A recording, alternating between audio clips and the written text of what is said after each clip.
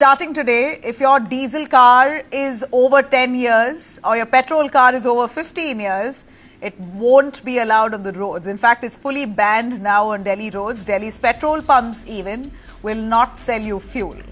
You heard that right? No exemptions, not even if your vehicle passes emission tests. Those are directions I'm showing you on your screens there. Violators will face up to 10,000 fine if their cars are seen plying on the road. In fact, your car can be impounded, it can be scrapped, and this is not just in Delhi. This crackdown we hear will hit NCR cities as well by November 2025. The entire region will now have this rule implemented by April 2026. The rule comes under the NGT order to phase out old vehicles in the fight against pollution. That's the reason given, but how practical is this really? Let's break this down for you. India is now banning fuel based on age of the vehicle, not on emission, not on usage, but just the age of the vehicle. You will not be given fuel. That means a well-maintained, low-emission car, one that's been regularly serviced, also gets scrapped just because it's 10 or 15 years old.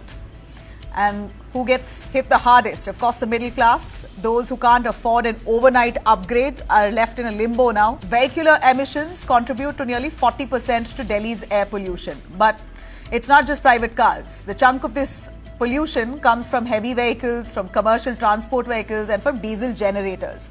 So the question is, are we really targeting the right vehicles here in the right manner? Now compare this with how the rest of the world handles old vehicles. Let's take, for example, Germany. Germany targets actual pollution levels. If your car there emits less, then you're good to go, even if it's an old vehicle. In London, they've introduced low emission zones. So if your car is polluting and you enter a zone there which has strict laws, then you will pay. You will have to pay for entering that pollution-free zone. That itself is a deterrent for you to give away that car. But they will not force you to scrap it.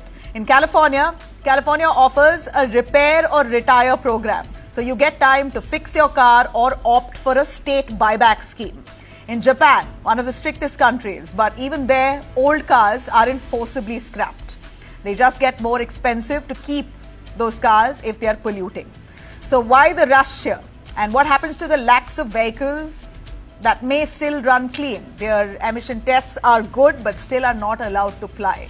Are they all now heading straight to the landfill? Banning fuel for old vehicles without support systems and scrapping without incentives or buyback options really feels here more like as if the car manufacturers are getting a big boost.